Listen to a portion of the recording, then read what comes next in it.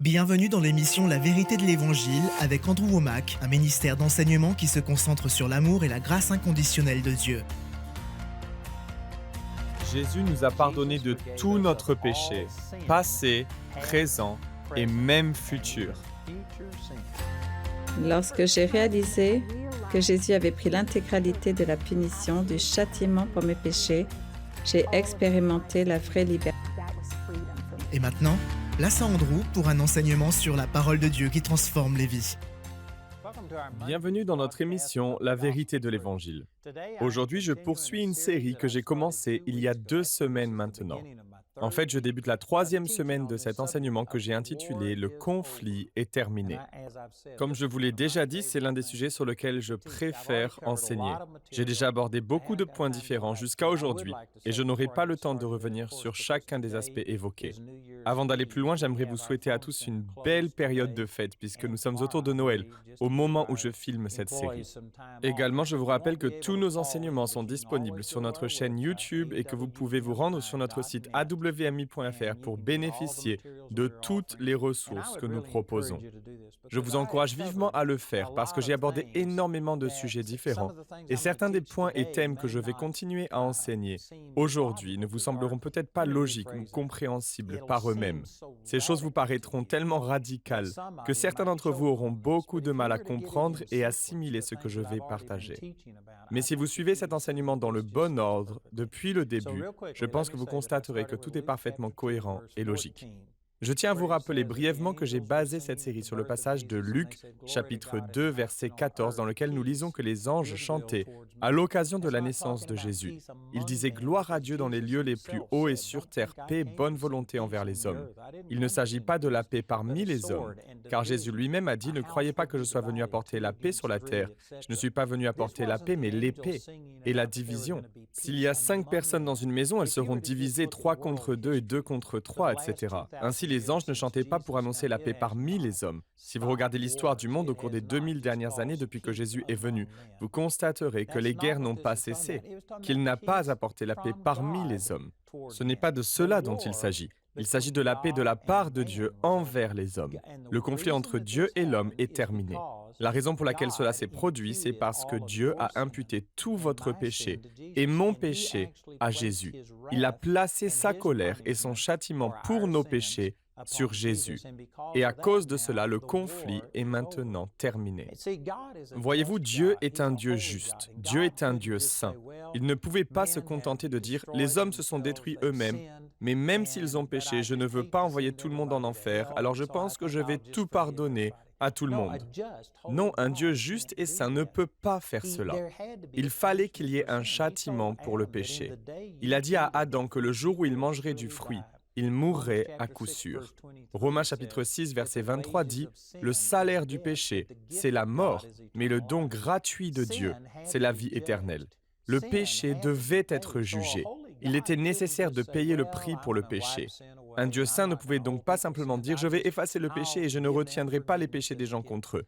Je vais simplement leur accorder le pardon comme un don. » Non, il fallait payer le prix pour ce péché. Soit c'était à nous de payer le prix, soit il fallait que Dieu envoie son Fils, Jésus, pour qu'il devienne le paiement pour notre péché.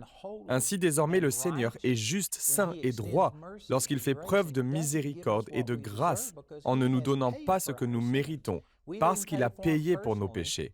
Nous ne les avons pas payés personnellement, c'est Jésus qui a porté nos péchés. J'ai déjà utilisé tous ces versets, mais 2 Corinthiens chapitre 5, verset 21 dit « Car il l'a fait être péché pour nous, celui qui n'a connu aucun péché, afin que nous puissions être faits la droiture ou la justice de Dieu en lui. » Jésus est devenu péché pour nous, non pas à cause de son propre péché, car il n'a rien fait. Il n'a commis aucun péché, mais il est devenu péché pour nous, et Dieu l'a puni et a placé sur lui toute sa colère. J'ai cité Jean chapitre 12, versets 31 et 32, qui dit que Jésus est devenu tout notre péché et que tout notre jugement a été placé sur Jésus. Conséquemment, Dieu peut maintenant nous pardonner. Cela fait maintenant 2 semaines que je pose les bases et les fondations sur ce sujet. Aujourd'hui, je voudrais aller plus loin et expliquer comment cela est possible, parce que la religion nous a enseigné à être tellement conscients du péché, que beaucoup de gens ne peuvent tout simplement pas accepter cette vérité. Toute leur vie, on leur a enseigné le contraire. Je reçois des gens qui sont sauvés depuis 20, 30, 40, voire 50 ans et qui continuent à dire « Je suis un vieux pécheur sauvé par la grâce ».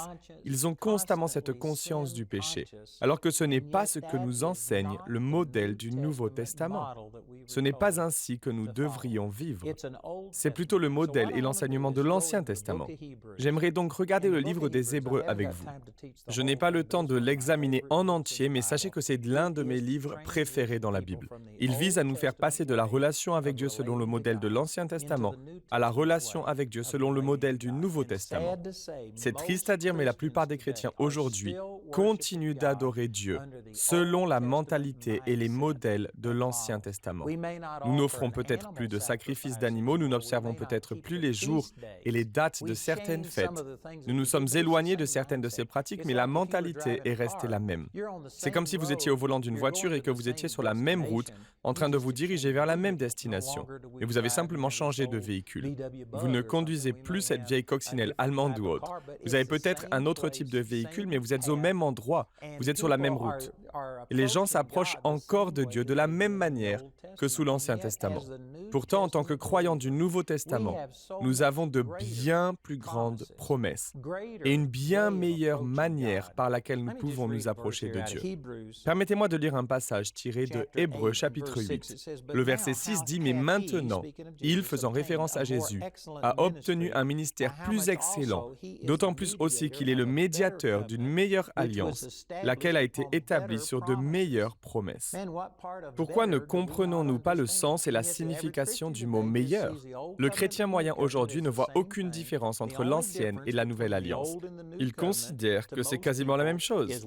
Pour la plupart des gens, la seule différence entre l'ancienne et la nouvelle alliance, c'est cette page blanche dans leur Bible. Pour eux, cela ne fait que marquer une division entre les deux.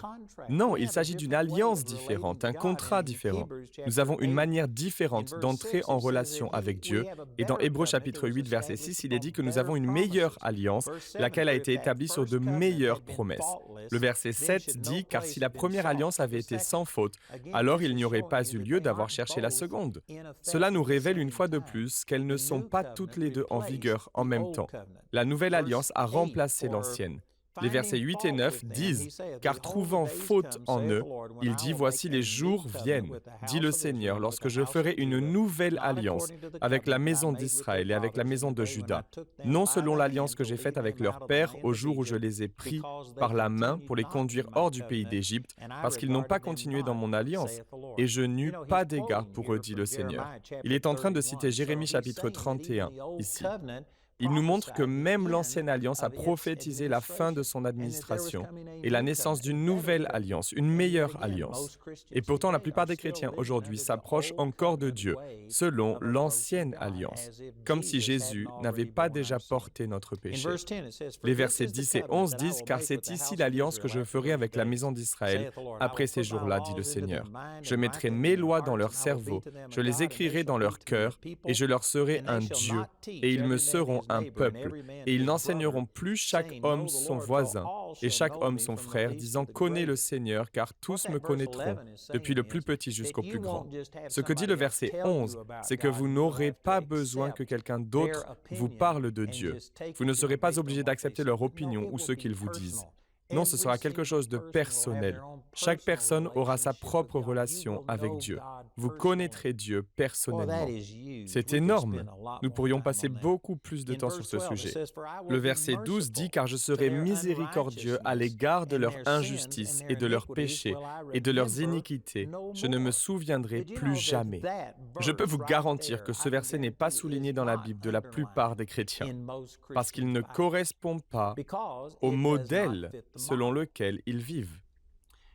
La plupart des chrétiens ont reçu un enseignement selon lequel Dieu retient nos péchés contre nous.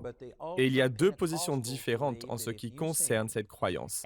J'en ai déjà parlé, mais les ultra-pentecôtistes croient que si vous péchez après votre nouvelle naissance, si vous commettez un péché et que vous ne le confessez pas en le plaçant sous le sang, s'il vous arrivait d'avoir un accident de voiture et que vous mouriez sans avoir eu le temps de confesser ce péché, vous iriez directement en enfer.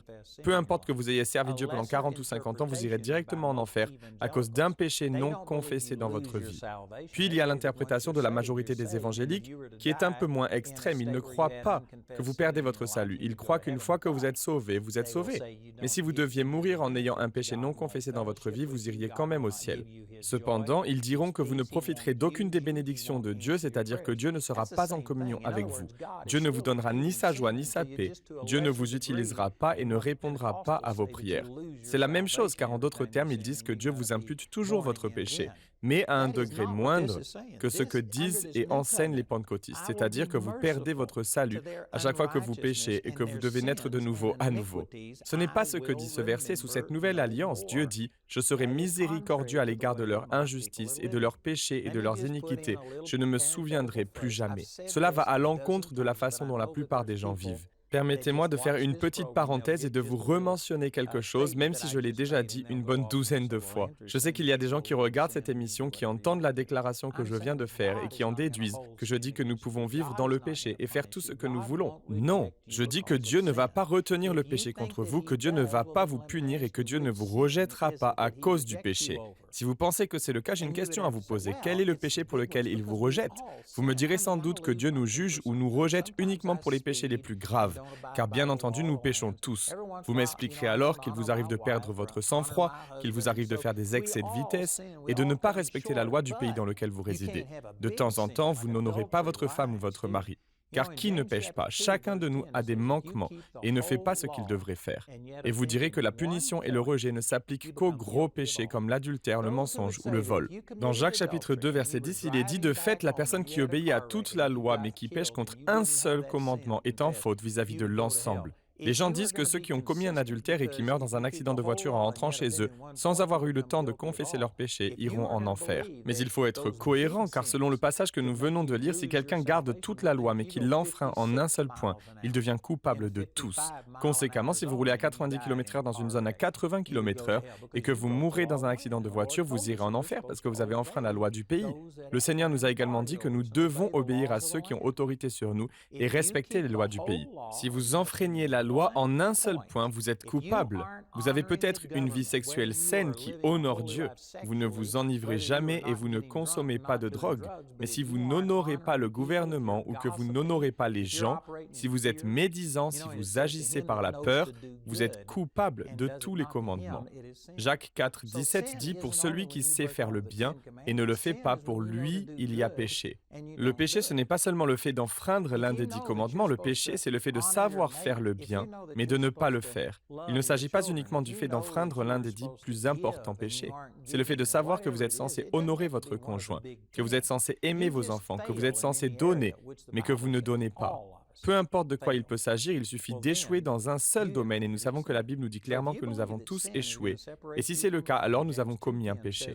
Donc si vous croyez que le péché va vous séparer de Dieu, en sachant que Jacques 2,10 dit que tout péché, quel qu'il soit, vous séparera de Dieu, alors dans ce cas, dès que vous êtes né de nouveau, il faudrait que je vous tue car ce serait la seule façon de préserver cette sainteté et cette relation avec Dieu si elle est basée sur vos actions. Mais selon cette nouvelle alliance, Dieu dit « Je serai miséricordieux à l'égard de leur injustice et de leurs péchés et de leurs iniquités, je ne me souviendrai plus jamais. » Dieu ne va pas vous punir pour vos péchés. Toutefois, vos péchés vous coûteront plus que vous ne voulez payer. Ils vous retiendront plus longtemps que vous ne souhaitez rester. Vous ne voulez pas vivre dans le péché. Satan obtient un accès à vous à travers le péché. Donc je ne dis pas que vous êtes libre de vivre dans le péché. Je l'ai déjà dit, mais si vous vivez dans le péché, vous êtes stupide car vous donnez à Satan un accès direct à votre vie. Jean chapitre 10, verset 10 dit qu'il ne vient que pour voler et tuer et détruire. Si vous donnez à Satan l'accès à vous de la sorte, vous allez souffrir.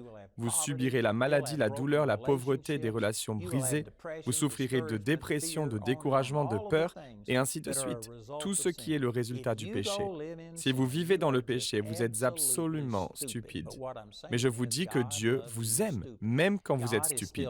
Dieu est toujours rempli d'amour pour vous. Si vous êtes né de nouveau, Dieu vous aime toujours. Vous ne perdez pas votre salut, mais vous allez donner à Satan un accès à votre vie et vous ne prospérerez pas.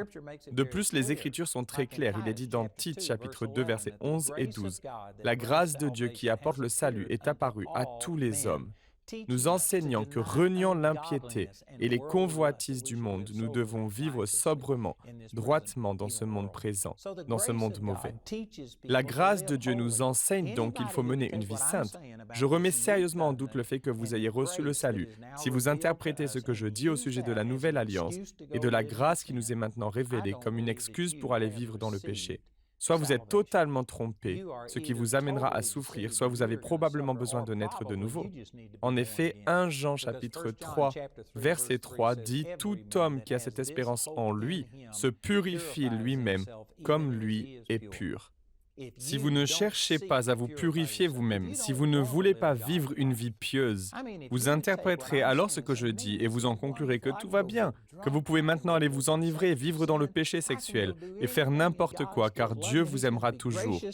Il sera miséricordieux à l'égard de votre injustice et de vos péchés et de vos iniquités. Il ne se souviendra plus jamais. Vous vous direz que c'est merveilleux, que vous pouvez maintenant aller vivre dans le péché. Si c'est votre conclusion, alors à mon avis, vous n'êtes pas né de nouveau. Lorsque vous naissez de nouveau, Dieu change votre cœur et vous voulez vivre pour Dieu. Il se peut que vous n'y arriviez pas très bien parce que la religion et la condamnation et la peur du châtiment et du jugement qui l'accompagnent éloignent les gens de Dieu au lieu de les attirer vers lui. Il se peut donc que vous ne meniez pas une vie très sainte, mais si vous êtes réellement né de nouveau, c'est votre désir. Si vous interprétez ce que je dis comme une excuse pour vivre dans le péché, c'est que votre cœur n'a pas été changé. Vous devez naître de nouveau. Je vous rappelle que vous pouvez nous appeler sur notre ligne téléphonique. Nous sommes ouverts dans la semaine aux horaires indiqués sur notre site internet awmi.fr. Vous pouvez nous appeler et prier avec quelqu'un. Vous pouvez visiter notre site web et être accompagné dans la prière et recevoir Jésus comme votre Seigneur. Mais si vous voulez vivre dans le péché, alors je ne suis pas sûr que vous soyez né de nouveau. Revenons à Hébreux, chapitre 8, verset 12. Il est dit « Car je serai miséricordieux à l'égard de leur injustice et de leurs péchés et de leurs iniquités. Je ne me souviendrai plus jamais. » Puisqu'il dit une nouvelle alliance, il a rendu la première désuète. Or, ce qui se détériore et devient vieux est prêt à disparaître.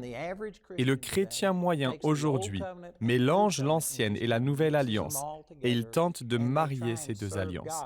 Il tente de servir Dieu comme si ces deux alliances étaient deux mains qui peuvent s'emboîter l'une dans l'autre, comme ceci. Non, ce n'est pas le cas. Elles ne sont pas compatibles. Rappelez-vous la parabole de Jésus dans laquelle il disait qu'on ne peut pas mettre du vin nouveau dans une vieille outre. Il disait que lorsque le vin fermente, il produit du gaz qui fait gonfler l'outre. Si l'outre est déjà passée par ce processus, elle devient fragile et cassante, et à force de gonfler, elle finira par éclater. Il dit également qu'on ne peut pas coudre un morceau de tissu neuf sur un vieil habit, car la pièce ajoutée arrache une partie de l'habit et la déchirure devient pire. Personne ne devrait faire cela, car ça ne fonctionne tout simplement pas. Ces deux paraboles démontrent que l'ancienne et la nouvelle alliance ne vont pas ensemble. Elles sont incompatibles. Cependant, elles ne se contredisent pas l'une l'autre. L'ancienne alliance avait un but. Elle nous conduisait à Christ. Et je vais en parler au fur et à mesure que nous avançons dans cette série. Je ne dis pas que l'ancienne alliance était péché. Je ne dis pas qu'elle était mauvaise. En effet, l'ancienne alliance était parfaite. C'est nous qui étions pécheurs. C'est nous qui, à cause du péché, ne pouvions pas garder ou respecter l'ancienne alliance. Si nous avions su mener une vie parfaite, l'ancienne alliance nous aurait permis d'avoir une relation avec Dieu. Mais puisque tous ont péché et sont privés de la gloire de Dieu, l'ancienne alliance nous a conduites à la mort et à la condamnation. C'est pourquoi il devait y avoir une nouvelle alliance. Il fallait que les êtres humains prennent conscience de leurs péchés et qu'ils arrivent au bout d'eux-mêmes. Il fallait que les hommes reconnaissent qu'ils ne pourraient jamais satisfaire Dieu, qu'ils ne pourraient jamais être assez saints pour mériter le salut. Le but de la loi était de nous condamner, de nous montrer que nous avions besoin d'un sauveur. Elle avait donc sa place, mais une fois que vous venez au Seigneur, vous n'êtes plus censé vivre sous la condamnation et la conscience du péché que la loi de l'Ancien Testament produisait. Donc la loi de l'Ancien Testament et la grâce du Nouveau Testament ne se contredisent pas. Elles se complètent, mais elles ne s'emboîtent pas. Il n'est pas possible d'opérer sous ces deux alliances en même temps. Les choses que je dis aujourd'hui sont très importantes. C'est énorme. Et sachez que les ressources que je vous propose entrent dans beaucoup plus de détails. Ce que j'enseigne n'est pas du tout compliqué. C'est même très, très simple. Mais cela va à l'encontre de ce que 90% de l'Église chrétienne enseigne aujourd'hui. Ils vivent encore sous la loi de l'Ancienne Alliance. Et permettez-moi de relire ce passage des Écritures. Il est dit « Or, ce qui se détériore et devient vieux est prêt à disparaître. » Je ne fais que citer les Écritures et ce passage fait référence à la loi de l'Ancien Testament. Mais dans la plupart des églises de notre époque, si je disais que la loi de l'Ancien Testament est en train de disparaître, il y aurait un tollé général. Elle serait furieuse et très contrariée. Et pourtant, c'est exactement ce que disent les Écritures. La majorité des gens sont encore assujettis et asservis à cette mentalité qu'imposait la loi de l'Ancien Testament, selon laquelle tout est basé sur la performance. Passons à Hébreux chapitre 9. Rappelez-vous que ce chapitre a été rédigé comme une seule et même lettre. C'est le même auteur, ce n'est pas une nouvelle personne. Ce n'est pas un nouveau sujet. Il commence maintenant à parler de certains des accessoires qui se trouvaient dans le premier tabernacle, ou le temple. Les versets 1 à 4 disent « Donc, en vérité, la première alliance avait aussi des ordonnances pour le service divin et un sanctuaire de ce monde. » Car un tabernacle fut fait, le premier dans lequel était le chandelier et la table et le pain de présentation, lequel est appelé le sanctuaire, et après le second voile, le tabernacle qui est appelé le plus saint de tous, lequel avait l'encensoir d'or et l'arche de l'alliance plaquée d'or tout autour, dans laquelle était le pot d'or qui contenait la manne et le bâton d'Aaron qui avait fleuri et les tables de l'alliance. Pour un grand nombre de personnes, ce n'est pas très passionnant, mais sachez que chacun de ces objets avait un dessin bien spécifique et symbolique quelque chose qui était une image de notre relation avec Dieu et de la manière dont nous nous approchons de lui. Mais il est très important que vous compreniez le verset 5. Il est dit « Et au-dessus d'elle », cela fait référence à l'arche de l'Alliance et au siège de miséricorde, là où il y avait 2 chérubins. Donc c'est le verset 5. « Et au-dessus d'elle, les chérubins de gloire, ombrageant le siège de miséricorde. » De cela, nous ne pouvons pas maintenant parler de manière détaillée. Ce passage des Écritures est important parce qu'il mentionne tous ces objets et ces accessoires de l'Ancien Testament qui se trouvaient dans le temple, tels que le chandelier, l'autel de l'encens qui symbolisait la prière et le pain de présentation qui font référence au fait de vivre de son corps. Chaque élément est symbolique. Mais au verset 5, il est question de chérubins de gloire, ombrageant le siège de miséricorde. De cela, nous ne pouvons pas maintenant parler de manière détaillée. En d'autres termes, tout le reste avait un but, mais les chérubins de gloire ne s'appliquent plus à nous aujourd'hui. Il ne me reste que très peu de temps pour le dire, mais les chérubins n'étaient pas de gros bébés tout mignons. C'étaient des anges guerriers. Et quiconque entrait dans la présence de Dieu, à part le grand prêtre, qui ne pouvait entrer qu'une fois par an, si quelqu'un d'autre y entrait et que toutes les ordonnances n'avaient pas été respectées correctement, ces chérubins de gloire vous tueraient. Aujourd'hui, nous ne pouvons plus utiliser cette symbolique.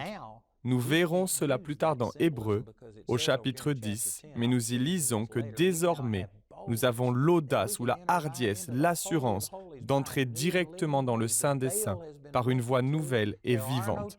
Le voile a été déchiré en deux, il n'y a plus de chérubins pour vous tuer. Le chemin vers Dieu a été ouvert à tous par le Seigneur Jésus-Christ. Nous avons une meilleure alliance établie sur de meilleures promesses. De ce fait, nous avons une meilleure relation avec Dieu. Il y a encore tant de choses que j'aimerais dire, mais je reprendrai ce sujet dans ma prochaine émission. Je vous rappelle que cette série existe en DVD et en CD. J'ai aussi le livre sur le même sujet, en français, en anglais, en espagnol et en d'autres langues. Et j'ai aussi un guide d'études spécialement conçu pour que vous puissiez transmettre cette vérité à d'autres personnes. Notre annonceur vous donnera toutes les informations dont vous avez besoin et n'hésitez pas à vous rendre sur notre site internet awmi.fr pour y retrouver toutes nos ressources. Nous vous proposons un livre sur le même sujet que l'émission d'aujourd'hui, intitulé « Le conflit est terminé », que vous pouvez vous procurer pour 16 €.